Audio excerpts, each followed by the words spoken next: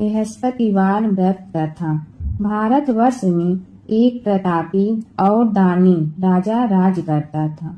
वह नित्य गरीबों और ब्राह्मणों की सहायता करता था। यह बात उसकी रानी को अच्छी नहीं लगती थी। वह न ही गरीबों को दान देती, न ही भगवान का पूजन करती थी और राजा को भी दान देने से मना किया करती थी। एक दिन राजा शिकार खेलने वन को गए हुए थे तो रानी महल में अकेली थी। उसी समय बृहस्पति देव साधु वेश में राजा के महल में भिक्षा के लिए गए और भिक्षा मांगी। रानी ने भिक्षा देने से इनकार किया और कहा, हे साधु महाराज, मैं तो दान पुण्य से तंग आ गई हूँ।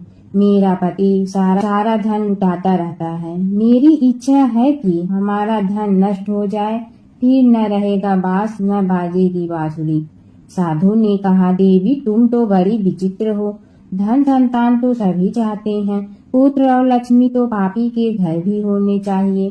यह तुम्हारे पास अधिक धन है तो भूखों को भोजन दो, प्यासों के लिए प्याऊ बनवाओ, मुसाफिरों के लिए धर्मशाले खुलवाओ।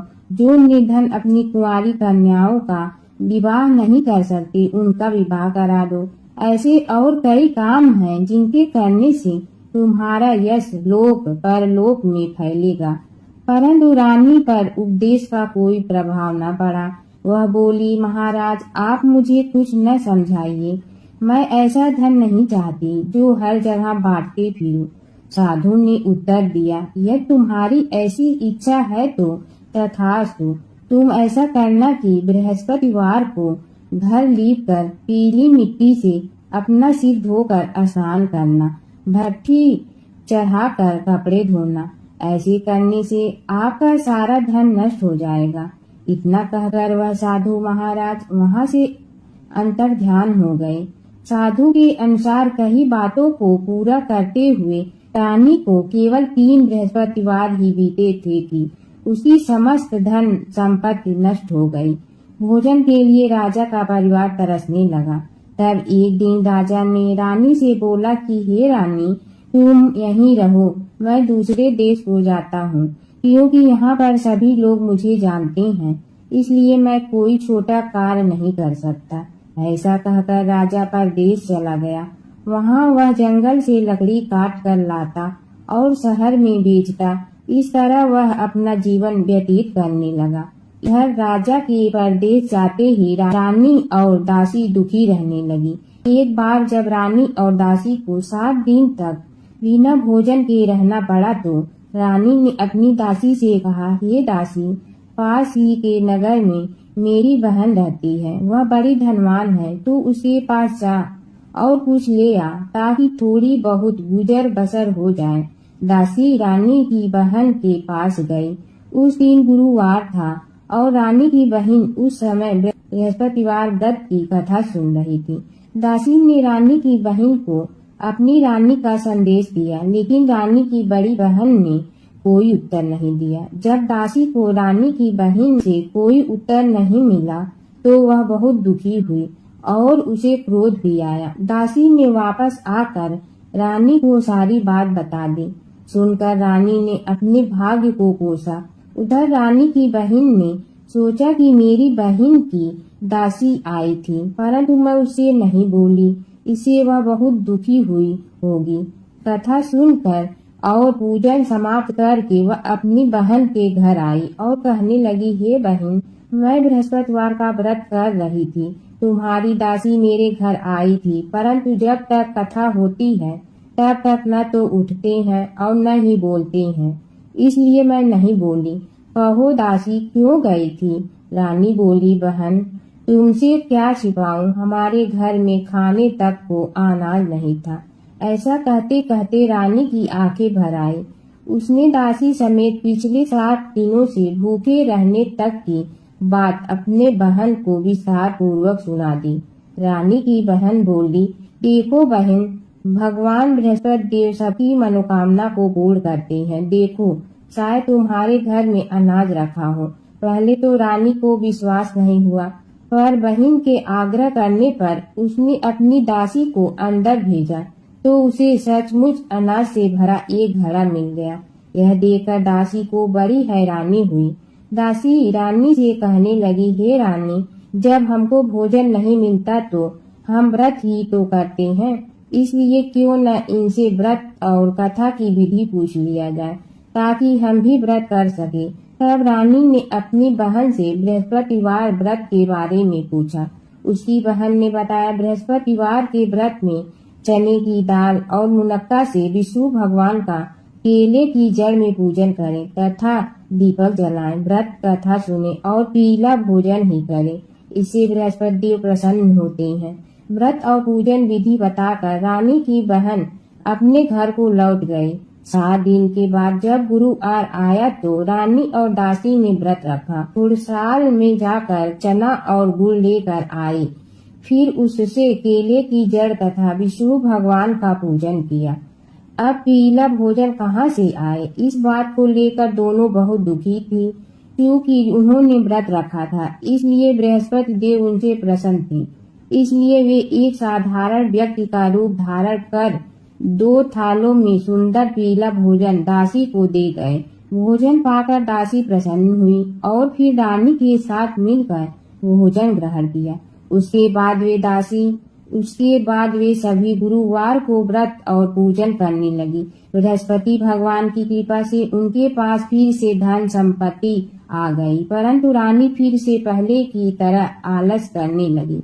तब दासी बोली, देखो रानी, तुम पहले भी इस प्रकार का आलस करती थी, तुम्हें धन रखने में कष्ट होता था, इस कारण सभी धन नष्ट हो गया, और अब जब भगवान बृहस्पति की कृपा से धन मिला है तो तुम्हें फिर से आलस क्यों आता है।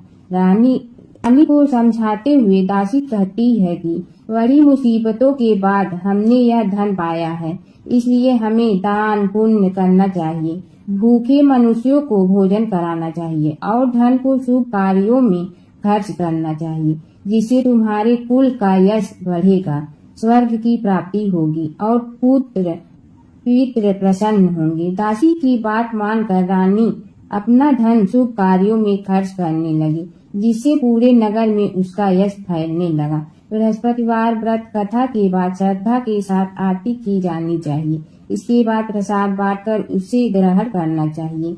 एक दिन राजा दुखी होकर जंगल में एक पेड़ के नीचे आसन जमा कर बैठ गया। वह अपनी दशा को याद करके व्याकुल होने लगा। बृहस्पतिवार का दिन था। एकाएक उसने देखा कि निर्जन वन में एक साधु प्रकट हुआ। वह साधु भेष में स्वयं बृहस्पति देवता थे। लकड़हारे के सामने आकर बोले, हे लकड़हारे, इस सुनसान जंगल में तू चिंता मग्न क्यों बैठा है। लकड़हारे ने दोनों हाथ जोड़कर प्रणाम किया और उत्तर दिया, महात्मा जी, आप सब कुछ जानते हैं, मैं क्या कहूँ। यह कहकर रोने लगा और साधु को अपनी आत्मकथा सुनाई।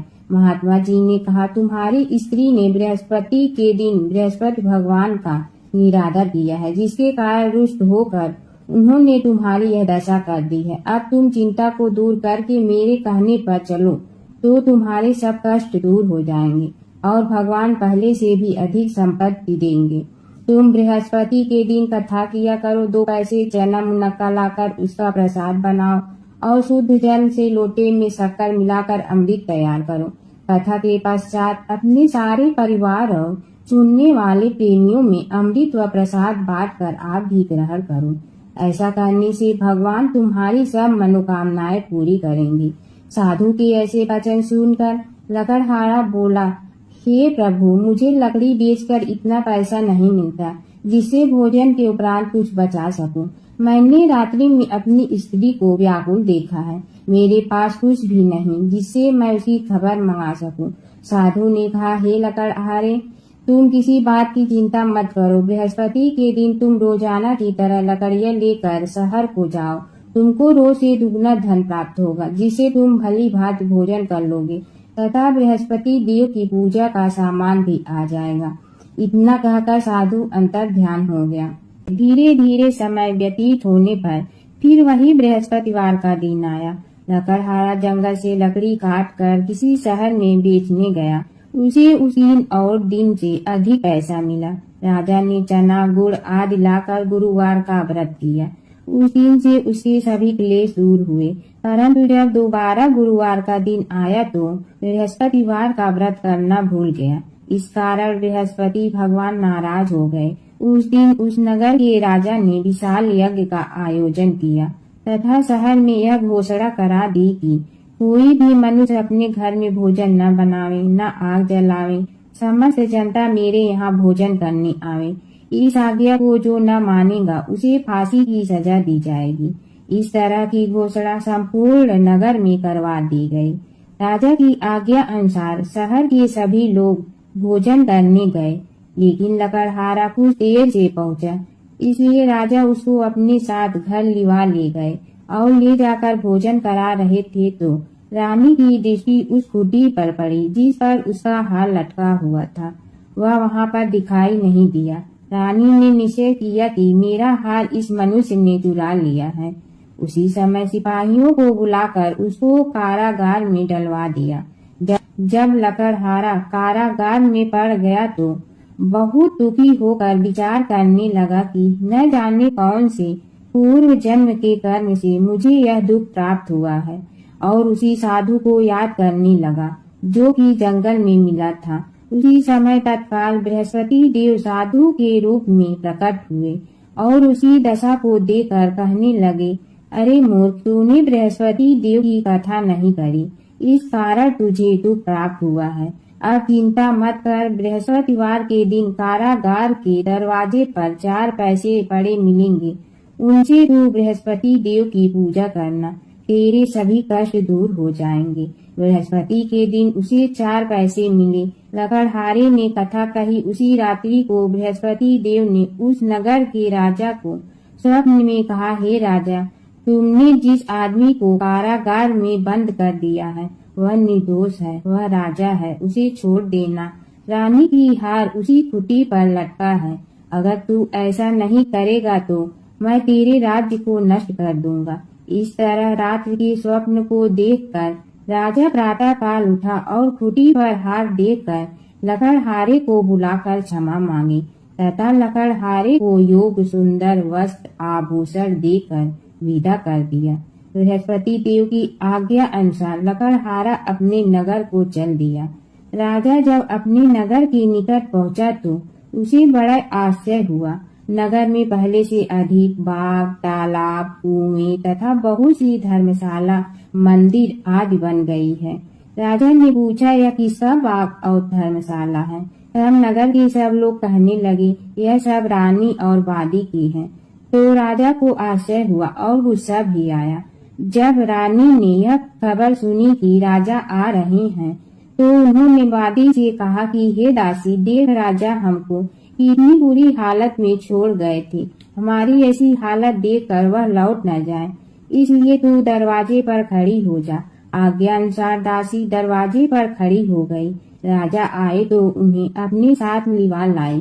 तब राजा ने क्रोध करके अपनी रानी से पूछा कि यह धन तुम्हें कैसे प्राप्त हुआ है? तब उन्होंने कहा, हमें यह सब धन बृहस्पति देव के इस व्रत के प्रभाव से प्राप्त हुआ है। राजा ने निश्चय किया कि 7 रोज बाद तो सभी बृहस्पति देव का पूजन करते हैं, परंतु मैं प्रतिदिन दिन में 3 बार कहानी तथा रोज व्रत किया करूँगा। अब हर समय राजा के दुपट्टे में चने की दाल बधी रहती तथा दिन में 3 बार कहानी कहता। एक रोज राजा ने विचार किया कि चलो अपने बहन के यहाँ हो आवे। इस तरह निश्चय कर राजा घोड़े पर सवार हो अपनी बहन के यहाँ को चलने लगा। मार्ग में उसने देखा कि कुछ आदमी एक मोटे को लिए जा रहे हैं। उन्हें रोक कर राजा कहने लगा, अरे भैया, मेरी बृहस्पतिवार की कथा सुन लो। वे बोले, लो, हमारा तो आदमी मर गया है, इसको अपनी कथा की पड़ी है। परंतु कुछ आदमी बोले, अच्छा कहो, हम तुम्हारी कथा भी सुनेंगे। राजा ने दाल निकाली और जब कथा आधी हुई थी कि मुर्दा हिलने लग गया, और जब कथा समाप्त हो गई तो राम राम करके मनुष्य उठकर खड़ा हो गया। आगे मार्ग में उसे एक किसान खेत में हल चलाता मिला। राजा ने उसे देखा और उसे बोला, अरे भैया, तू मेरी बृहस्पतिवार की कथा सुन लो। किसान बोला, जब तक मैं तेरी कथा सुनूंगा तब तक 4 हरैया खेत जोत लूंगा। जा अपनी कथा किसी और को सुनाना। इस तरह राजा आगे चलने लगा। राजा के हटते ही बैल पछाड़ खाकर गिर गया तथा किसान के पेट में बड़ी जोर का दर्द होने लगा। उस समय उसकी माँ रोटी लेकर आई। उसने जब यह देखा तो अपने पुत्र से सब हाल पूछा और बेटे ने सभी हाल कह दिया। तो बुढ़िया दौड़ी दौड़ी उस घुड़सवार के पास गई और उसे बोली कि मैं तेरी कथा सुनूंगी, तू अपनी कथा मेरे खेत पर चलकर ही कहना। राजा ने बुढ़िया के खेत पर जाकर कथा कही, जिसके सुनते ही वह बैल उठ खड़े हुए तथा किसान के पेट का दर्द भी बंद हो गया। राजा अपनी बहन के घर पहुंचा। बहन ने भाई की खूब मेहमानी की। दूसरे रोज प्रातः काल राजा जगा तो वह देखने लगा कि सब लोग भोजन कर रहे हैं। राजा ने अपनी बहन से कहा, ऐसा कोई मनुष्य है जिसने भोजन नहीं किया हो, मेरी बृहस्पतिवार की कथा सुन ले। बहन बोली, हे भैया, यह देश ऐसा ही है कि पहले यहाँ लोग भोजन करते हैं, बाद में अन्य काम करते हैं। अगर कोई पड़ोस में हो तो देखाऊं। वह ऐसा कहकर देखने चली गई, परंतु उसे कोई ऐसा व्यक्ति नहीं मिला जिसने भोजन न किया हो। अतः वह एक कुम्हार के घर गई। उसका लड़का बीमार था। उसे मालूम हुआ कि उनके यहाँ 3 रोज से किसी ने भोजन नहीं किया है। रानी ने अपने भाई की कथा सुनने के लिए कुम्हार से कहा। वह तैयार हो गया। राजा ने जाकर बृहस्पतिवार की कथा कही, जिसको सुनकर उसका लड़का ठीक हो गया। अब तो राजा की प्रशंसा होने लगी। एक रोज राजा ने अपनी बहन से कहा कि हे बहन, हम अपने घर को जाएंगे, तुम भी तैयार हो जाओ। राजा की बहन ने अपनी सास से कहा। सास ने कहा, हाँ चली जा, परंतु अपने लड़के को मत ले जाना, क्योंकि तेरे भाई के कोई औलाद नहीं है। बहन ने अपने भैया से कहा, हे भैया, मैं तो चलूंगी पर कोई बालक नहीं जाएगा। राजा बोला, जब कोई बालक नहीं चलेगा तब तुम ही क्या करोगी। बड़े दुखी मन से राजा अपने नगर को लौट आया। राजा ने अपनी रानी से कहा, हम निर्वंशी हैं, हमारा मुंह देखने का धर्म नहीं है और कुछ भोजन आज नहीं किया। रानी बोली, हे प्रभु, बृहस्पति देव ने हमें सब कुछ दिया है, वह हमें औलाद अवश्य देंगे। उसी रात को बृहस्पति देव ने राजा के स्वप्न में कहा, हे राजा, उठ, सभी सोच त्याग दे, तेरी रानी गर्भ से है। राजा की यह बात सुनकर बड़ी खुशी हुई। 9वें महीने में उसके गर्भ से एक सुंदर पुत्र पैदा हुआ। तब राजा बोला, हे रानी, स्त्री बिना भोजन के रह सकती है, परंतु बिना कहे नहीं रह सकती। जब मेरी बहन आवे तो मुझसे कुछ कहना मत। रानी ने सुनकर हाँ कर दिया। जब राजा की बहन ने यह शुभ समाचार सुना तो वह बहुत खुश हुई तथा बधाई लेकर अपने भाई के यहाँ आई। तभी रानी ने कहा, घोड़ा चढ़कर तो नहीं आई, गधा चढ़ी आई। राजा की बहन बोली, भाभी, मैं इस प्रकार न कहती तो तुम्हें औलाद कैसे मिलती। बृहस्पति देव ऐसे ही हैं, जैसे जिसके मन में कामनाएं होती हैं सभी को वो पूर्ण करते हैं। जो सद्भावना पूर्वक बृहस्पतिवार का व्रत करता है एवं कथा पढ़ता है अथवा सुनता है, दूसरों को सुनाता है, बृहस्पति देव उसी सभी मनोकामनाएं पूर्ण करते हैं। भगवान बृहस्पति देव उसी सदैव रक्षा करते हैं। संसार में जो मनुष्य सद्भावना से भगवान जी का पूजन व्रत सच्चे हृदय से करते हैं तो उनकी सभी मनोकामनाएं पूर्ण करते हैं। जैसी सच्ची भावना से रानी और राजा ने उनकी कथा का गुणगान किया तो उनकी सभी इच्छाएं बृहस्पति देव जी ने पूर्ण की थी।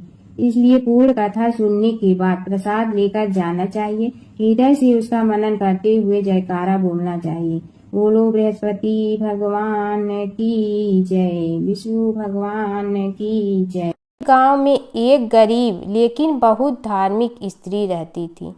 वह हर साल जेठ मास में व्रत पूजा और दान पुण्य करती थी। उसके पास धन तो नहीं था, लेकिन उसके मन में सच्ची श्रद्धा थी।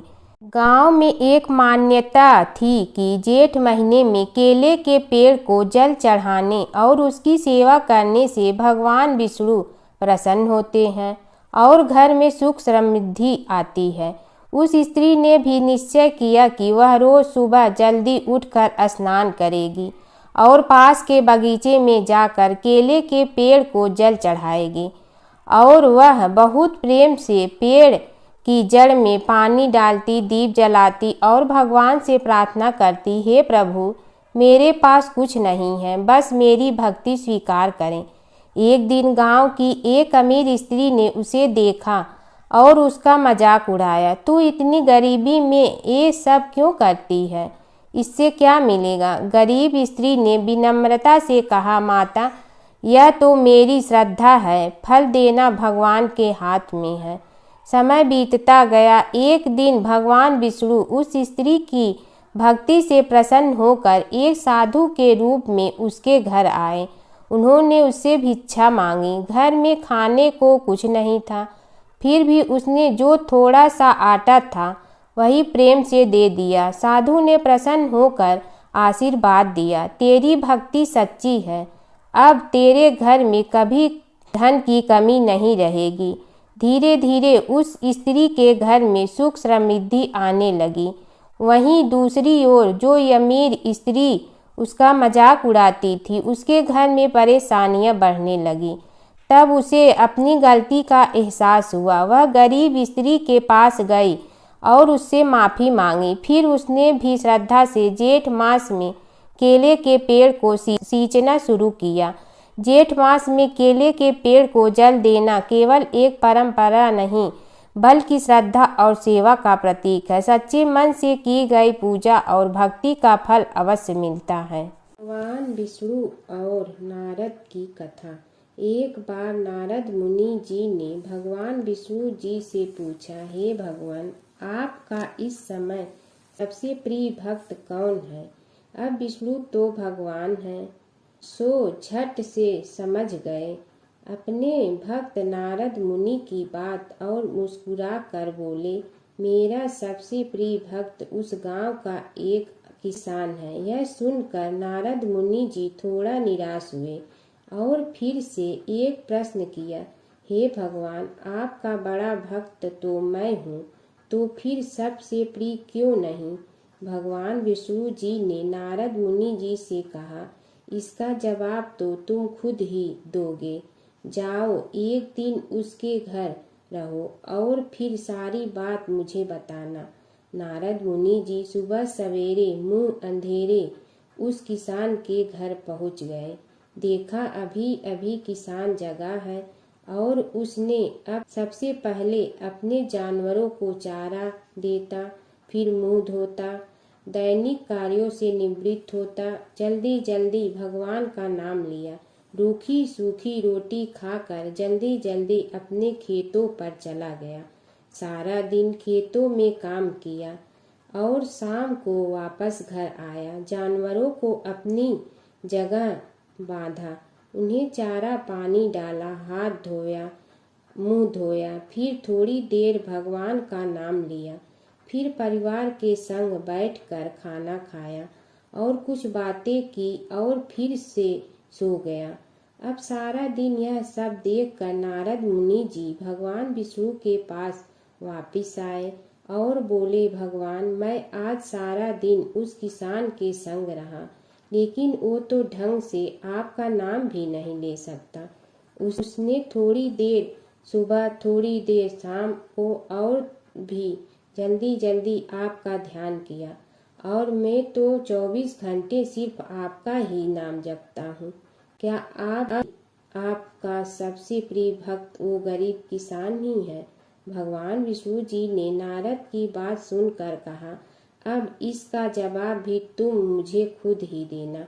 और भगवान विष्णु जी ने एक कलश अमृत से भरा नारद मुनि को थमाया और बोले, इस कलश को लेकर तुम तीनों लोकों की परिक्रमा कर के आओ, लेकिन ध्यान रहे अगर एक बूंद भी अमृत नीचे गिरा तो तुम्हारी सारी भक्ति और पुण्य नष्ट हो जाएगी। नारद मुनि तीनों लोकों की परिक्रमा करके जब भगवान विष्णु के पास वापस आए तो खुश होकर बोले, भगवान, मैंने एक बूंद भी अमृत नीचे नहीं गिरने दिया। विष्णु भगवान ने पूछा, और इस दौरान तुमने मेरा नाम कितना बार लिया, मेरा स्मरण कितनी बार किया? तो नारद बोले, अरे भगवान जी, मेरा तो सारा ध्यान इस अमृत पर था, फिर आपका ध्यान कैसे करता? भगवान विष्णु ने कहा, हे नारद, देखो उस किसान को वो अपना कर्म करते हुए भी नियमित रूप से मेरा स्मरण करता है, क्योंकि जो अपना कर्म करते हुए भी मेरा जाप करे वो ही मेरा सबसे प्रिय भक्त है। तुम तो सारे दिन खाली बैठे ही जप करते हो, और जब तुम्हें कर्म दिया तो मेरे लिए तुम्हारे पास समय ही नहीं था। तो नारद मुनि सब समझ गए और भगवान के चरण पकड़ कर बोले, हे भगवान, आपने मेरा अहंकार तोड़ दिया, आप धन्य हैं। प्राचीन काल की बात है। एक नगर में धर्मपाल नाम का एक निर्धन किंतु अत्यंत धर्मनिष्ठ व्यक्ति रहता था। वह न तो अधिक पूजा पाठ जानता था और न ही उसके पास धन था, परंतु उसके हृदय में भगवान विष्णु के प्रति अपार श्रद्धा थी। प्रतिदिन प्रातः स्नान कर भगवान विष्णु का स्मरण करता और तुलसी दल अर्पित करता। तब भी वह हरि नाम का जाप करता रहता। एक दिन किसी कारणवश वह पूजा न कर सका। मन में ग्लानि हुई और रात को उसने भगवान विष्णु से क्षमा याचना की। उसी रात उसे स्वप्न में विष्णु ने दर्शन दिए और कहा, हे भक्त, जो भी व्यक्ति श्रद्धा से मेरा स्मरण करता है मैं उसके सभी पाप हर लेता हूँ। भक्ति में विधि नहीं भाव प्रधान होता है। कुछ समय बाद धर्मपाल के जीवन की सभी कठिनाइयाँ दूर हो गई। उसके घर में सुख शांति और समृद्धि आ गई। अंत समय में उसे वैकुंठ लोक की प्राप्ति हुई। विष्णु भगवान की कथा। एक नगर में एक सेठ व एक सेठानी रहते थे और सेठानी रोज विष्णु भगवान की पूजा करती थी। सेठ को उसका पूजा करना बिल्कुल अच्छा नहीं लगता था। इसी वजह से एक दिन सेठ ने सेठानी को घर से निकाल दिया। घर से निकलने पर वह जंगल की ओर गई तो देखा 4 आदमी मिट्टी खोदने का काम कर रहे थे। उसने कहा कि मुझे नौकरी पर रख लो। उन्होंने उसे रख लिया, लेकिन मिट्टी खोदने से सेठानी के हाथों में छाले पड़ गए और उसके बाल भी उड़ गए। वह आदमी कहते हैं कि बहन, लगता है तुम किसी अच्छे घर की महिला हो, तुम्हें काम करने की आदत नहीं है। तुम एक काम रहने दो और हमारे घर का काम कर लिया करो। वह चारों आदमी उसे अपने साथ घर ले गए और वह 4 मुट्ठी अनाज लाते और सभी बांट कर खा लेते। एक दिन सेठानी ने कहा कि कल से 8 मुट्ठी अनाज लाना। अगले दिन वह 8 मुट्ठी अनाज लाए और सेठानी पड़ोसन से आग मांग लाई। उसने भोजन बनाया, विष्णु भगवान को भोग लगाया, फिर सभी को खाने को दिया। सारे भाई बोले कि बहन, आज तो भोजन बहुत स्वादिष्ट बना है। सेठानी ने कहा कि भगवान का जूठा है तो स्वाद तो होगा ही। सेठानी के जाने के बाद सेठ भूखा रहने लगा और आस पड़ोस के सारे लोग कहने लगे कि ये तो सेठानी के भाग्य से खाता था। एक दिन सेठ अपनी सेठानी को ढूंढने चल पड़ा। उसने ढूंढते हुए वह भी उस जंगल में पहुंच गया जहां वह चारों आदमी मिट्टी खोद रहे थे। सेठ ने उन्हें देखा तो कहा कि भाई, मुझे भी काम पर रख लो। उन आदमियों ने उसे काम पर रख लिया, लेकिन मिट्टी खोदने से उसके भी हाथों में छाले पड़ गए और बाल उड़ने लगे। उसकी यह हालत देख चारों बोले कि तुम्हें काम की आदत नहीं है, तुम हमारे साथ चलो और हमारे घर में रह लो। सेठ उन चारों आदमियों के साथ उनके घर चला गया और जाते ही उसने सेठानी को पहचान लिया, लेकिन सेठानी घूंघट में थी तो सेठ को देख नहीं पाई। सेठानी ने सभी के लिए भोजन तैयार किया और हर रोज की भांति विष्णु भगवान को भोग लगाया। उसने उन चारों भाइयों को भोजन परोस दिया, लेकिन जैसे ही वह सेठ को भोजन देने लगी तो विष्णु भगवान ने उसका हाथ पकड़ लिया। भाई बोले कि बहन, ये तुम क्या कर रही हो? वह बोली, मैं कुछ नहीं कर रही हूँ, मेरा हाथ तो विष्णु भगवान ने पकड़ लिया है। भाई बोले, हमें भी विष्णु भगवान के दर्शन कराओ। उसने भगवान से प्रार्थना की तो विष्णु जी प्रकट हो गए। सभी ने दर्शन किए। सेठ ने सेठानी से क्षमा मांगी और सेठानी को साथ चलने को कहा। भाइयों ने अपनी बहन को बहुत सा धन देकर विदा किया। जब सेठानी के साथ सेठ भी भगवान विष्णु की पूजा करने लगा और उनके परिणाम से उनका घर अन्न धन से भर गया। एक समय की बात है कि विष्णु भगवान का विवाह लक्ष्मी जी के साथ निश्चित हो गया। विवाह की तैयारी होने लगी। सभी देवताओं को निमंत्रण भेजे गए, परंतु गणेश जी को निमंत्रण नहीं दिया। कारण जो भी रहा हो, अब भगवान विष्णु की बारात जाने का समय आ गया। सभी देवता अपनी पत्नियों के साथ विवाह समारोह में आए। उन सब ने देखा कि गणेश जी कहीं दिखाई नहीं दे रहे हैं। तब वे आपस में चर्चा करने लगे कि क्या गणेश जी को कोई न्योता नहीं दिया है या स्वयं गणेश जी ही नहीं आए हैं। सभी को इस बात पर आश्चर्य होने लगा। तभी सब ने विचार किया कि विष्णु भगवान से ही इसका कारण पूछा जाए। विष्णु भगवान से पूछने पर उन्होंने कहा कि हमने गणेश जी के पिता भोलेनाथ महादेव को न्योता भेजा है। यदि गणेश जी अपने पिता के साथ आना चाहते हैं तो आ जाते। अलग से न्योता देने की कोई आवश्यकता भी नहीं थी। दूसरी बात यह है कि उनको 1.25 मन मूंग, 1.25 मन चावल, 1.25 मन घी और 1.25 मन लड्डू का भोजन दिन भर में चाहिए। यदि गणेश जी नहीं आएंगे तो कोई बात नहीं। दूसरे के घर जाकर इतना सारा खाना पीना अच्छा भी नहीं लगता।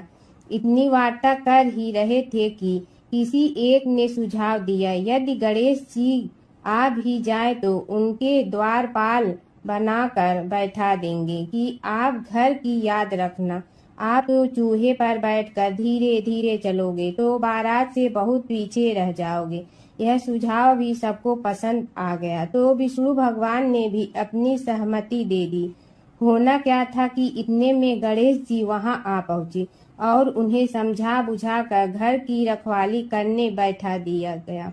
बारात चल रही थी, तब नारद जी ने देखा कि गणेश जी तो दरवाजे पर ही बैठे हुए हैं। तो वे गणेश जी के पास गए और रुकने का कारण पूछा। गणेश जी कहने लगे कि विष्णु भगवान ने मेरा बहुत अपमान किया है। नारद जी ने कहने लगे कि अपनी मूसक देना को आगे भेज दे तो वह रास्ता खोद देगी, जिससे उनके वाहन धरती में धंस जाएंगे। तब आपको सम्मान पूर्वक बुलाना पड़ेगा।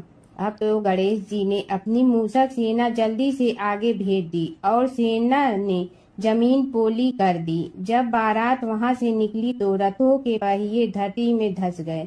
लाख कोशिश करे परंतु पहिए नहीं निकले।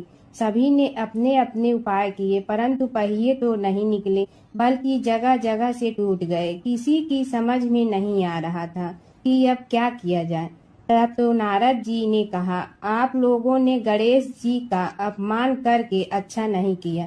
यदि उन्हें मना कर लाया जाए तो आपका कार्य सिद्ध हो सकता है और यह संकट टल सकता है। शंकर भगवान ने अपने दूत नंदी को भेजा और वे गणेश जी को लेकर आए। गणेश जी का आदर सम्मान के साथ पूजन किया। तब कहीं रथ के पहिए निकले। अब रथ के पहिए निकल के परंतु टूट फूट गए तो उन्हें सुधारे गए। पास के खेत में खाती काम कर रहा था, उसे बुलाया गया। खाती अपना कार्य करने के पहले श्री गणेशाय नमः कहकर गणेश जी की वंदना मन ही मन करने लगा। देखते ही देखते खाती ने सभी पहियों को ठीक कर दिया। तब खाती कहने लगा कि हे देवताओं, आपने सर्वप्रथम गणेश जी को नहीं मनाया होगा और न ही उनकी पूजन की होगी, इसीलिए तो आपके साथ यह संकट आया है। हम तो मूर्ख अज्ञानी हैं, फिर भी पहले गणेश जी को पूजते हैं, उनका ध्यान करते हैं। आप लोग तो देवतागण हैं, फिर भी आप गणेश जी को कैसे भूल गए। अब आप लोग भगवान श्री गणेश जी की जय बोल कर जाएं तो आपके सब काम बन जाएंगे और संकट कट जाएंगे। ऐसा कहते हुए बारात वहां से चल दी और विष्णु भगवान को लक्ष्मी जी के साथ विवाह संपन्न करा के सभी सकुशल घर लौट आए। हे गणेश जी महाराज, आपने विष्णु को जैसे कारज सारियो ऐसे कारज सबको सिद्ध कर जो बोलो गजानन भगवान की जय। माता सीता की कथा। यह कहानी सीता माता कहती थी और श्री राम इसे सुना करते थे। एक दिन श्री राम भगवान को किसी काम के लिए बाहर जाना पड़ा तो सीता माता कहने लगी कि भगवान, मेरा तो 12 वर्ष का नित्य नियम है। अब आप बाहर जाएंगे तो मैं अपनी कहानी किसे सुनाऊंगी। श्री राम ने कहा कि तुम कुएं की पाल पर जाकर बैठ जाना और वहां जो औरतें पानी भरने आएंगी उन्हें अपनी कहानी सुना देना। सीता माता कुएं की पाल पर जाकर बैठ जाती हैं। एक स्त्री आई, उसने रेशम की जड़ी की साड़ी पहन रखी थी और सोने का घड़ा ले रखा था। सीता माता उसे देख कहती हैं कि बहन, मेरा 12 वर्ष का नित्य सुन लो। पर वह स्त्री बोली कि मैं तुम्हारा नित्य सुनूंगी तो मुझे घर जाने में देरी हो जाएगी और मेरी सास मुझसे लड़ेंगी। उसने कहानी नहीं सुनी और चली गई। उसकी रेशम जड़ी की साड़ी फट गई। सोने का घड़ा मिट्टी के घड़े में बदल गया। सास ने देखा तो पूछा कि ये किसका दोष अपने सिर लेकर आ गई है। बहू ने कहा कि कुएं पर एक औरत बैठी थी। उसने कहानी सुनने के लिए कहा, लेकिन मैंने सुनी नहीं, जिसका यह फल मिला है। बहू की बात सुनकर अगले दिन वही साड़ी और घड़ा लेकर सास कुएं की पाल पर गई। सास को वहीं माता सीता बैठी मिली तो माता सीता ने कहा कि बहन, मेरी कहानी सुन लीजिए। सास बोली कि एक बार छोड़, मैं तो 4 बार कहानी सुन लूंगी। राम आए लक्ष्मण आए, देश के पुजारी आए, नित नेम का नेम लाए, आओ राम बैठो राम। तपी रसोई जियो राम, माखन मिश्री खाओ राम।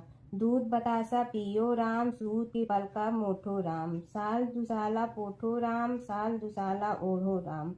जब बोलो जब राम ही राम, राम संवारे सबके काम। खाली घर भंडार भरेंगे, सबका बेड़ा पार करेंगे। श्री राम जय राम जय जय राम। सास बोली कि बहन, कहानी तो बहुत अच्छी लगी। कहानी सुनकर सास घर चली गई और उसकी साड़ी फिर से रेशम जड़ी की बन गई। मिट्टी का घड़ा फिर सोने के घड़े में बदल गया। बहू कहने लगी, सासू माँ, आपने ये सब कैसे किया। सास ने कहा कि बहू, तू दोष लगा के आई थी और मैं अब दोष उतार कर आ रही हूँ। बहू ने फिर पूछा कि वह कुएं वाली स्त्री कौन है। सास बोली कि वे सीता माता थी। वे पुराने से नया कर देती हैं, खाली घर में भंडार भर देती हैं। वह लक्ष्मी जी का वास घर में कर देती हैं। आदमी की जो भी इच्छा हो उसे पूरा कर देती हैं। बहू बोली कि ऐसी कहानी मुझे भी सुना दो। सास बोली कि ठीक है, तुम भी सुनो। और सास ने कहानी शुरू की। राम आए लक्ष्मण आए, देश के पुजारी आए, नित नेम का नेम लाए, आओ राम बैठो राम। तपी रसोई जियो राम, माखन मिश्री खाओ राम। दूध बतासा पियो राम, सूत के पल का मोठो राम। साल दुसाला पोठो राम, साल दुसाला ओढ़ो राम। जब बोलो जब राम ही राम, राम संवारे सबके काम। खाली घर भंडार भरेंगे, सबका बेड़ा पार करें। श्री राम जय जय राम। कहानी सुनकर बहू बोली कि कहानी तो बहुत अच्छी है। सास ने कहा कि ठीक है, इस कहानी को रोज कहा करेंगे। अब सास बहू रोज सवेरे उठती, नहाती धोती और पूजा करने के बाद नित नेम की सीता की कहानी कहती। एक दिन उनके यहाँ एक पड़ोस की औरत आई और बोली कि बहन, जरा सी आँच दे ना। तो वह बोली कि आज तो अभी हमने जलाई ही नहीं। पड़ोसन ने कहा कि तुम सुबह 4 बजे से उठकर क्या कर रही हो। फिर उन्होंने कहा कि सुबह उठकर हम पूजा करते हैं, फिर सीता माता की नित्य नेम की कहानी कहते हैं। पड़ोसन ने उसकी बात सुनकर फिर कहा कि सीता माता की कहानी कहने से तुम्हें क्या मिलता है। वे बोली कि इनकी कहानी कहने से घर में भंडार भर जाते हैं, सारे काम सिद्ध होते हैं, मन की इच्छा भी पूरी हो जाती है। पड़ोसन कहती है कि बहन ऐसी कहानी तो मुझे भी सुना दो। फिर वह बोली कि ठीक है, तुम भी यह कहानी सुन लो। राम आए लक्ष्मण आए, देश के पुजारी आए, नित नेम का नेम लाए, आओ राम बैठो राम। सारी कहानी सुनने के बाद पड़ोसन कहने लगी, बहन कहानी तो मुझे बहुत अच्छी लगी। अब वह पड़ोसन भी नित नेम सीता माता की कहानी कहने लगी। कहानी कहने से सीता माता ने पड़ोसन के भी भंडार भर दिए। अब तो पूरे मोहल्ले में नित नेम की कथा चल पड़ी। हर किसी की मनोकामना पूरी होने लगी। हे सीता माता, जैसे आपने उनके भंडार भरे, वैसे ही आप हमारे भी भंडार भरना, सबकी भरना, कहानी सुनने वाले के भी और कहानी कहने वाले के भी। प्राचीन काल की बात है। नैमिषारण्य क्षेत्र में ऋषि, महर्षि और साधु संतों का समाज जुड़ा था। उसमें श्री सूत जी भी विद्यमान थे। शौनक जी ने उनकी सेवा में उपस्थित होकर निवेदन किया कि हे अज्ञान रूप घोर तिमिर को नष्ट करने में करोड़ों सूर्यों के समान प्रकाशमान श्री सूत जी हमारे कानों के लिए अमृत के समान जीवन प्रदान करने वाले कथा तत्व का वर्णन कीजिए। हे सूत जी, हमारे हृदयों में ज्ञान के प्रकाश की वृद्धि तथा भक्ति, वैराग्य और विवेक की उत्पत्ति जिस कथा से हो सकती हो, वह हमारे प्रति कहने की कृपा कीजिए। शौनक जी की जिज्ञासा से सूत जी बड़े प्रसन्न हुए। पुरातन इतिहासों के स्मरण से उनका शरीर पुलकायमान हो रहा था। वे कुछ देर उसी स्थिति में विराजमान रहकर कुछ विचार करते रहे और अंत में बोले, शौनक जी, इस विषय में आपके चित्त में बड़ी जिज्ञासा है। आप धन्य हैं जो सदैव ज्ञान की प्राप्ति में तत्पर रहते हुए विभिन्न पुराण कथाओं की जिज्ञासा रखते हैं। आज मैं आपको ज्ञान के परम स्रोत रूप श्री गणेश जी का जन्म कर्म रूप चरित्र सुनाऊंगा। गणेश जी से ही सभी ज्ञानों, सभी विद्याओं का उद्भव हुआ है। अब आप सावधान चित्त से विराजमान हो। श्री गणेश जी के ध्यान और नमस्कार पूर्वक उनका चरित्र श्रवण करें। नमस्तस्मै गणेशाय ब्रह्मा विद्या प्रदायिनी यनागस्त्यसमः साक्षात विघ्न सागर सोषणे। कैसे हैं वे श्री गणेश जो सभी प्रकार की ब्रह्म विद्याओं को प्रदान करने वाले, अर्थात ब्रह्मा के सगुण और निर्गुण स्वरूप पर प्रकाश डालने और जीव ब्रह्मा का अभेद प्रतिपादन करने वाली विद्याओं के दाता हैं। वे विघ्नों के समुद्रों को महर्षि अगस्त के समान शोषण करने में समर्थ हैं। इसलिए उनका नाम विघ्न सागर शोषक के नाम से प्रसिद्ध है। मैं उन भगवान श्री गणेश जी को नमस्कार करता हूँ। प्रथम पूजा के अधिकारी श्री गणेश जी, यह कहकर सूत जी कुछ समय के लिए मौन हो गए और फिर बोले, शौनक जी, भगवान गणेश जी ही सर्वप्रथम पूजा प्राप्ति के अधिकारी हैं। किसी भी देवता की पूजा करो, पहले उनकी पूजा करो। शौनक जी ने निवेदन किया, हे भगवान, हे सूत, सर्वप्रथम यह बताने की कृपा कीजिए कि गणेश जी को प्रथम पूजा का अधिकार किस प्रकार प्राप्त हुआ। इस विषय में मेरी बुद्धि मोह को प्राप्त हो रही है कि सृष्टि रचयिता ब्रह्मा जी, पालन करता भगवान नारायण और संहार करता शिव जी में से किसी को प्रथम पूजा का अधिकारी क्यों नहीं माना गया। यह त्रिदेव ही तो सबसे बड़ा देवता माने जाते हैं। सूत जी ने कहा, शौनक जी, यह भी एक रहस्य ही है। देखो, अधिकार मांगने से नहीं मिलता, इसके लिए योग्यता होनी चाहिए। संसार में अनेकों देवी देवताएं पूजे जाते हैं। पहले जो जिसका इष्ट देव होता है वह उसी की पूजा किया करता है। इससे बड़े देवताओं के महत्व में कमी आने की आशंका उत्पन्न हो गई। इस कारण देवताओं में परस्पर विवाद होने लगा। वे उसका निर्णय प्राप्त करने के लिए शिव जी के पास पहुँचे और प्रणाम करके पूछने लगे, प्रभु, हम सब में प्रथम पूजा का अधिकारी कौन है? शिव जी सोचने लगे कि किसे प्रथम पूजा का अधिकारी माने। तभी उन्हें एक युक्ति सूझी। बोले, देवगण, इसका निपटारा बातों से नहीं तथ्यों से होगा। इसके लिए एक प्रतियोगिता रखनी होगी, शिव की परिक्रमा करने की प्रतियोगिता।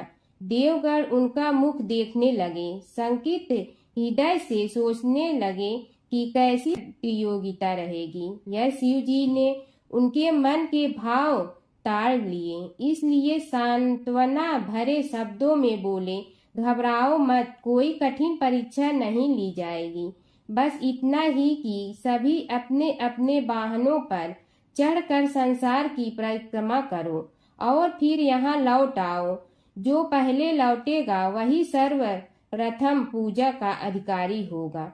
अब क्या देर थी, सभी अपने अपने वाहन पर चढ़कर दौड़ पड़े। किसी का वाहन गजराज था तो किसी का सिंह, किसी का भैंसा तो किसी का मृग, किसी का हंस तो किसी का उल्लू, किसी का अश्व तो किसी का श्वान। अभिप्राय यह है कि वाहनों को विविधता के दर्शन उस समय जितने भले प्रकार से हो सकते थे उतने अन्य समय में नहीं। सबसे गया बीता वाहन गणेश जी का था मूषक, उससे चूहा भी कहते हैं। ऐसे वाहन के बल भरोसे इस प्रतियोगिता में सफल होना तो क्या, सम्मिलित होना भी हास्यास्पद है। गणेश जी ने सोचा, छोड़ो, क्या होगा प्रतियोगिता में भाग लेने से, हम तो यहाँ बैठे रहकर ही तमाशा देखेंगे। वे बहुत देर तक विचार करते रहे। अंत में उन्हें एक युक्ति सूझी। शिव जी स्वयं ही जगदाता हैं, यह संसार उन्हीं का प्रतिबिंब है, तब क्यों न इन्हीं की परिक्रमा कर ली जाए। इनकी परिक्रमा करने से ही संसार की परिक्रमा हो जाएगी। ऐसा निश्चय कर उन्होंने मूषक पर चढ़कर शिव जी की परिक्रमा की और उनके समक्ष जा पहुँचे। शिव जी ने कहा, तुमने परिक्रमा पूर्ण कर ली? उन्होंने उत्तर दिया, जी हाँ। शिव जी सोचने लगे कि इसे तो यहीं घूमते हुए देखा, फिर परिक्रमा कैसे कराया। देवताओं का परिक्रमा करके लौटना आरंभ हुआ और उन्होंने गणेश जी को वहां बैठे देखा तो माथा ठनक गया। फिर भी साहस करके बोले, अरे तुम विश्व की परिक्रमा के लिए नहीं गए? गणेश जी ने कहा, अरे मैं कब का यहाँ आ गया। देवता बोले, तुम्हें तो कहीं भी नहीं देखा। गणेश जी ने उत्तर दिया, देखते कहाँ से, समस्त संसार शिव जी में विद्यमान है। इनकी परिक्रमा करने से ही संसार की परिक्रमा पूर्ण हो गई। सूत जी बोले, शौनक, इस प्रकार गणेश जी ने अपनी बुद्धि के बल पर ही विजय प्राप्त कर ली। उनका कथन सत्य था, इसलिए कोई विरोध करता भी तो कैसे। बस उसी दिन से गणेश जी की प्रथम पूजा होने लगी। जमुना की कहानी। प्राचीन समय में एक गांव था जिसमें दो बहनें रहा करती थी। एक बहन का नाम गंगा था तो दूसरी बहन का नाम जमुना था। एक बार दोनों बहनें एक साहूकार के खेत से गुजर रही थी तो जमुना ने 13 दाने जौ के तोड़ लिए, जिसे देख गंगा बोली कि तुझे तो ग्रहण लग गया, तूने चोरी की है। इस पर जमुना बोली कि अब मेरा ग्रहण कैसे धुलेगा। गंगा ने कहा कि तुझे 12 साल तक साहूकार के यहाँ नौकरी करनी पड़ेगी, तभी तेरा पाप धुलेगा और ग्रहण से मुक्ति मिलेगी। जमुना साहूकार के यहाँ नौकरी के लिए जाती है और अपने लिए काम मांगती है। साहूकार उसे काम पर रख लेता है, लेकिन काम करने से पहले जमुना उसे कहती है कि मैं सारे काम करूंगी लेकिन 4 काम नहीं करूंगी। जूठे बर्तन नहीं मांजूंगी, झाड़ू नहीं लगाऊंगी, बिस्तर नहीं बिछाऊंगी और दिया नहीं जलाऊंगी। 12 साल के बाद कुंभ का मेला लगा तो साहूकारनी भी कुंभ नहाने जाने लगी। यमुना ने उसे जाते देख कहा कि कुंभ के मेले में मेरी बहन गंगा मिलेगी तो उसे यह सोने का टक्का दे देना, इससे वह अपने हाथों में सुंदर चूड़ियां पहन लेगी। साहूकारनी ने कुंभ के मेले में गंगा को वह सोने का टका दे दिया। गंगा ने उनसे वह टका लेते हुए कहा कि मेरी बहन को कहना कि उसके 12 वर्ष पूरे हो गए हैं, अब वह वहां वापिस आ जा।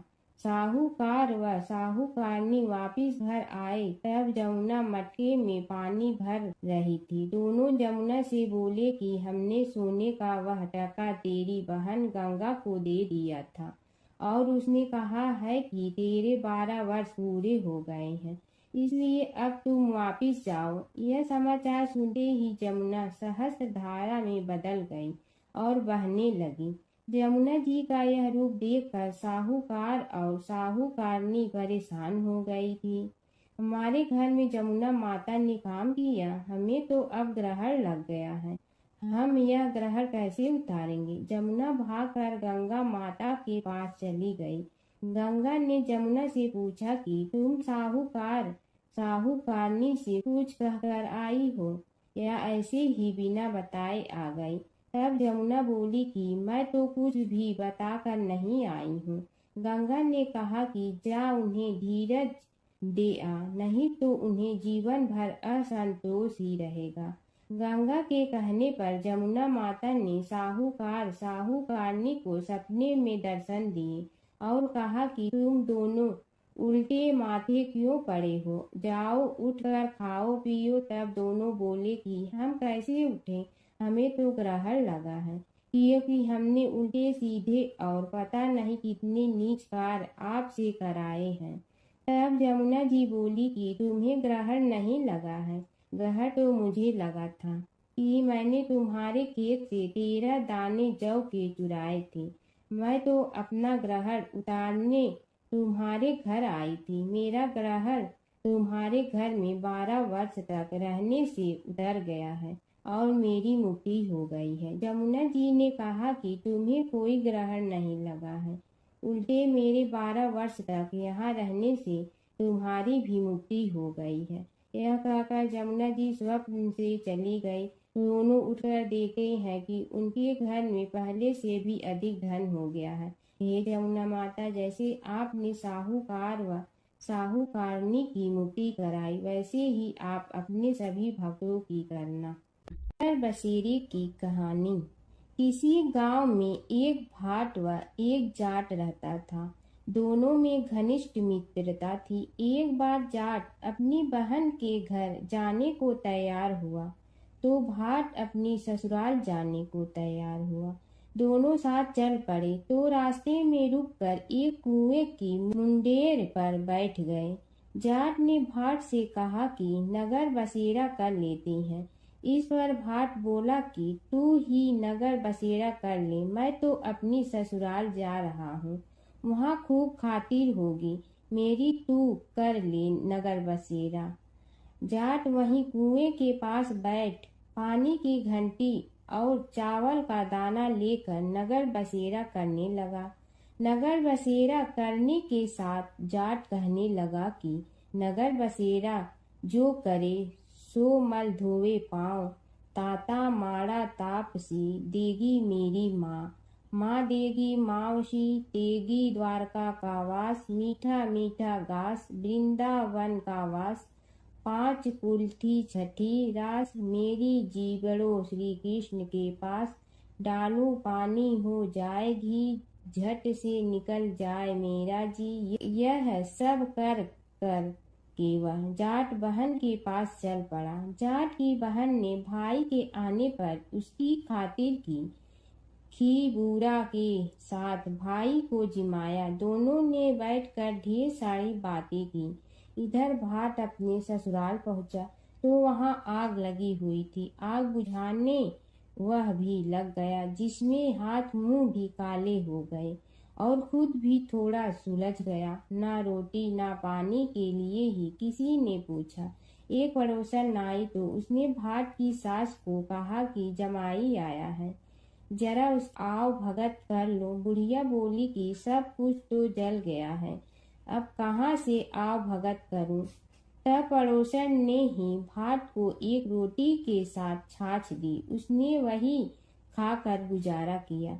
शाम को दोनों फिर घर की ओर चल पड़े और रास्ते में मिल गए और एक दूसरे का हाल पूछा। भाट बोला कि मेरी ससुराल में तो आग लगी हुई थी, आग बुझाते मैं खुद काला हो गया हूँ, ना रोटी मिली ना पानी। जाट बोला कि मेरी तो बहुत खातिर हुई। फिर बोला कि मैंने कहा था ना कि नगर बसेरा कर ले, अब कर ले। लेकिन भाट ने फिर मना कर दिया। कहने लगा कि चाहे रोटी दे या न दे, तेरी तो माँ है, दही चूरमा का पेड़ा धरा पाएगा। भाट ने फिर नगर बसेरा नहीं किया, जाट ने कर लिया। नगर बसेरा जो करे सो मल धोए पाँव, ताता माड़ा तापसी देगी मेरी माँ। माँ देगी मावशी देगी द्वारका का वास, मीठा मीठा घास वृंदावन का वास। 5 कुल्ठी छठी रास, मेरा जी बड़ो श्री कृष्ण के पास। डालू पानी हो जाए घी, झट से निकल जाए मेरा जी। करके वह चल पड़ा। घर पहुँचते ही जाट की मावशी ने बहुत लाड प्यार किया। उधर भाट घर गया तो उसकी भैंस खो गई थी। बाप एक लाठी रखे तो दूसरी उठाए और कहने लगा कि ससुराल गया तो आग लगा दी, अब यहाँ आया तो भैंस खो दी। बाप ने कहा कि पहले भैंस लेकर आ, तभी रोटी पानी मिलेगा। सारा दिन भाट भैंस ढूंढता रहा, लेकिन उसे भैंस नहीं मिली। जाट और भाट की मुलाकात फिर से बाजार में हो गई। जाट ने भाट के हाल चाल पूछे तो भाट बोला कि आते ही भैंस खो गई, बस उसी दिन से भैंस ढूंढ रहा हूँ। रोटियां का तो पूछो ही मत। जाट ने कहा कि मैंने तो पहले ही कहा था कि नगर बसेरा कर ले। जाट की बात सुनकर भाट बोला कि तेरे नगर बसेरे में इतनी ताकत है तो चल अब कर लेते हैं। दोनों ने बैठकर नगर बसेरा किया। नगर बसेरा जो करे सो मल धोवे पाँव, ताता माड़ा तापसी देगी मेरी माँ। माँ देगी मावशी देगी द्वारका का वास, मीठा मीठा घास वृंदावन का वास। 5 कुल्ठी छठी रास, मेरा जीवड़ो श्री कृष्ण के पास। डालू पानी हो जाए घी, झट से निकल जाए मेरा जी। दोनों के नगर बसेरा करने पर भाट जैसे ही आगे बढ़ा तो उसकी खोई भैंस मिल गई, जिसे लेकर घर पहुंचा। घर पहुंचते ही माँ ने कहा कि लड़के को आते ही घर से निकाल दिया, सारे दिन से ये भूखा प्यासा भटक रहा है। यह कहकर उसकी माँ ने उसको खूब खिलाया पिलाया। इस घटना के बाद सारे नगर में ढिंढोरा पिटवा गया कि तब कोई अपने पीहर या सास से आते जाते नगर बसेरा करें। जैसे भाट को नगर बसेरा करने का फल मिला, वैसे ही हर किसी को मिले। हर व्रत कथा के साथ पढ़ी और सुनी जाने वाली लपसी तपसी की यह कहानी। एक लपसी था, एक तपसी था। तपसी हमेशा भगवान की तपस्या में लीन रहता था। लपसी रोजाना 1.25 सेर की लपसी बनाकर भगवान का भोग लगाकर जीम लेता था। एक दिन दोनों लड़ने लगे। तपसी बोला, मैं रोज़ भगवान की तपस्या करता हूँ, इसलिए मैं बड़ा हूँ। लपसी बोला, मैं रोज़ भगवान को 1.25 सेर लपसी का भोग लगाता हूँ, इसलिए मैं बड़ा हूँ। नारद जी वहाँ से गुजर रहे थे। दोनों को लड़ता देखकर उनसे पूछा कि तुम क्यों लड़ रहे हो। तपसी ने खुद के बड़ा होने का कारण बताया और लपसी ने अपना कारण बताया। नारद जी बोले, तुम्हारा फैसला मैं करूँगा। दूसरे दिन लपसी और तपसी नहाकर अपनी रोज की भक्ति करने आए तो नारद जी ने छुपकर 1.25 करोड़ की एक अंगूठी उन दोनों के आगे रख दी। तपसी की नज़र उस अंगूठी पर पड़ी, जो उसने चुपचाप अंगूठी उठाकर अपने नीचे दबा ली। तब लपसी की नज़र अंगूठी पर पड़ी, लेकिन उसने ध्यान नहीं दिया। भगवान को भोग लगाकर लपसी खाना खाने लगा। नारद जी सामने आए तो दोनों ने पूछा कि कौन बड़ा, तो नारद जी ने तपसी से खड़ा होने को कहा। वो खड़ा हुआ तो उसने नीचे दबी अंगूठी दिखाई पड़ी। नारद जी ने लपसी से कहा, तपस्या करने के बाद भी तुम्हारी चोरी करने की आदत नहीं गई, इसलिए लपसी बड़ा है और तुम्हें तुम्हारी तपस्या का कोई फल भी नहीं मिलेगा। तपसी शर्मिंदा होकर माफ़ी मांगने लगा। उसने नारद जी से पूछा, मुझे मेरी तपस्या का फल कैसे मिलेगा? नारद जी ने कहा, यदि कोई गाय और कुत्ते की रोटी नहीं बनाएगा तो फल तुम्हें मिलेगा। यदि कोई ब्राह्मण को भोजन करवा कर दक्षिणा नहीं देगा तो फल तुम्हें मिलेगा। यदि कोई साड़ी के साथ ब्लाउज नहीं देगा तो फल तुझे मिलेगा। यदि कोई दिए से दिया जलाएगा तो फल तुम्हें मिलेगा। यदि कोई सारी कहानी सुने लेकिन तुम्हारी कहानी नहीं सुने तो फल तुझे मिलेगा। उसी दिन से हर व्रत कथा कहानी के साथ लपसी तपसी की कहानी भी सुनी और कही जाती है। ओम जय जगदीश हरे स्वामी जय जगदीश हरे, भक्त जनों के संकट क्षण में दूर करे। ओम जय जगदीश हरे, जो ध्यावे फल पावे, दुख बिन दे मन का, सुख संपत्ति घर आवे, कष्ट मिटे तन का।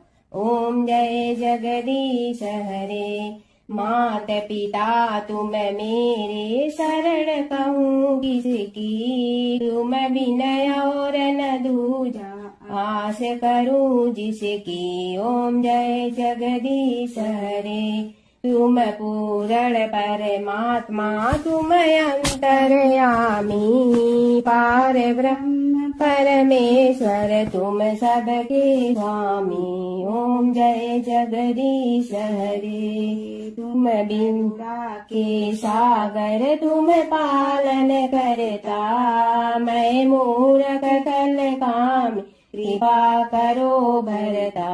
ओम जय जगदीश हरे, तुम हो ये कय गोचर, सबके प्राणपति, किस विधि मिलूं दया में, तुमको मैं कुमति। ओम जय जगदीश हरे, दीन बंधु दुख हरता, तुम रक्षक मेरे, अपने हाथ उठाओ द्वार पड़ा तेरे।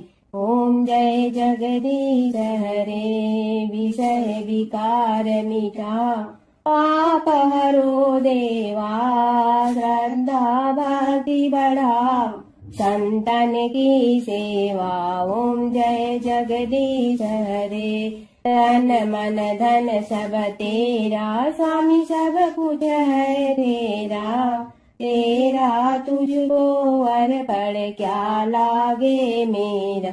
ओम जय जगदीश हरे, जय जगदीश हरे, स्वामी जय जगदीश हरे, भक्त जनों के संकट क्षण में दूर करे। ओम जय जगदीश हरे, स्वामी जय जगदीश हरे।